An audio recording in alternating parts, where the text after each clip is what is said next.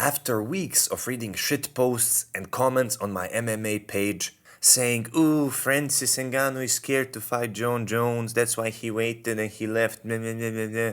Or Jon Jones is scared to fight Francis, that's why he took a title shot when Francis left, yeah. So that's why I decided this looks like a job for me, and it's time to jump into the details and provide my trashy opinion on whether Jon or Francis are scared to fight each other, and if they did fight each other, who would win?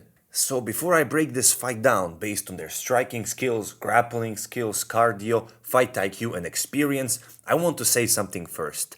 None of these guys are scared to fight each other. It really pisses me off when us fat-ass, chips-eating, couch-laying motherfuckers MMA fans are sitting in our couches at our home doing nothing and saying that Jon Jones is scared to fight someone or Francis is scared to fight someone. And sure, it's all fun and games for us, it's entertainment for us, it's Saturday night entertainment, but for these guys, it's their life. These guys are putting their health on the line every single time they go in there. So guys, these people are not scared. But I can admit, there is some politics, right? You choose smart fights. Think about Alex Pereira. You don't go against a wrestler until you win the belt. Or think about Piotr Jan, who is an idiot for choosing wrestlers back to back to back to back. We can say he's brave, but he's not choosing smart fights. Therefore, I will admit, there is such a thing as picking smart fights. But these guys are not scared. Let's not disrespect them. That being said, let's jump straight into the breakdown of Jon Jones versus Francis Ngannou potential fight. First of all, let's break it down in terms of striking. Let's look at Francis Ngannou. He is a devastating striker with exceptional power in his hands. He uses all the power that he acquired in the sand mines to whoop everyone's ass and send you to the shadow realm. If nothing else, results speak for themselves. He finished most of his UFC opponents via knockout. And look at this. Please look at the screen. All these 5 fights against the best heavyweights in the world, he finished almost always under a minute. So obviously we can conclude he doesn't get paid by the hour. He goes in, takes your head off, and you're done. And also, we have to admit, his striking improved immensely over the years. He started off with just raw power and very little technique. Now he's very technical. I mean, when I saw him throw a jab against Stipe Miocic, I was going crazy. Francis Ngannou threw a jab?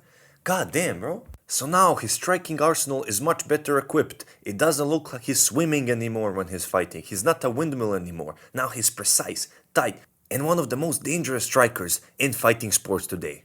Now let me switch to Jon Jones' striking so we can compare them. Jon Jones is a more technical striker than Ngannou. He utilizes diverse strikes, including crazy kicks, punches, knees, elbows. He's known for his long reach and wide variety of attacks he throws at his opponents. His striking is so technical, no one is safe.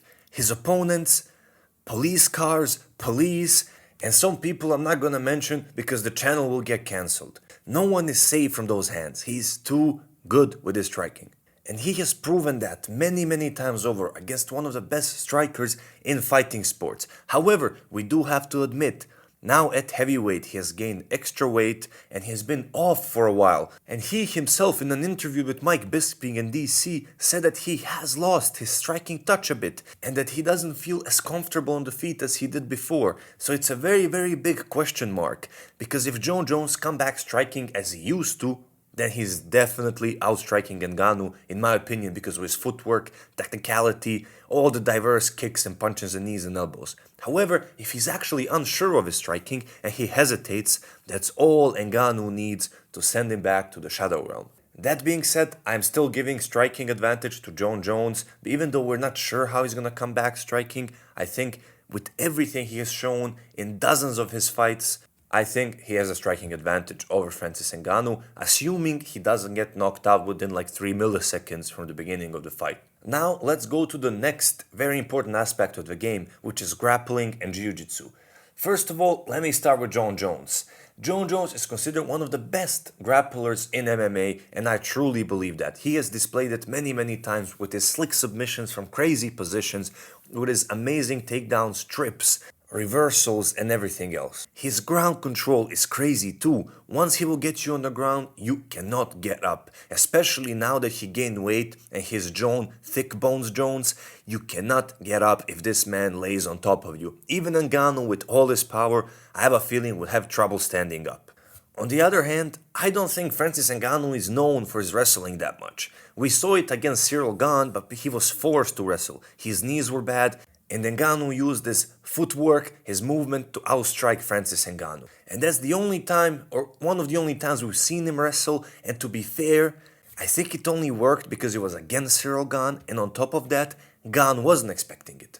So I don't want to take away anything for Francis Ngannou's wrestling. I'm sure he trains hard, he has great jiu-jitsu, but compared to Jon Thick Bones Jones, there is no way we can compare their grappling. I think all of us can agree on this. And if you don't agree with this, come on, what are you doing, brother? Come on, like go watch the fights. Come on. Next, I want to go over their cardio, and this will be a very quick one. I personally think that Jon Jones has much better cardio than Francis Ngannou. That's not to take anything away from Francis, but we have seen him gas out before. However, with Jones, that did not happen that much. He went for so many 5-round wars, and we have seen him push all the way until the end, whereas we have seen Francis gas out. And of course, Jon Jones is now at heavyweight. Maybe he gets gassed out very fast because of the extra weight he put on. Who knows? However, from the evidence we have so far, right, I think Jon Jones definitely wins in the category of cardio. But we have to keep in mind that he did put on extra weight, and that's something we have to pay attention to. Otherwise, I think this category is 100% his. The final category I want to judge them by is fight IQ.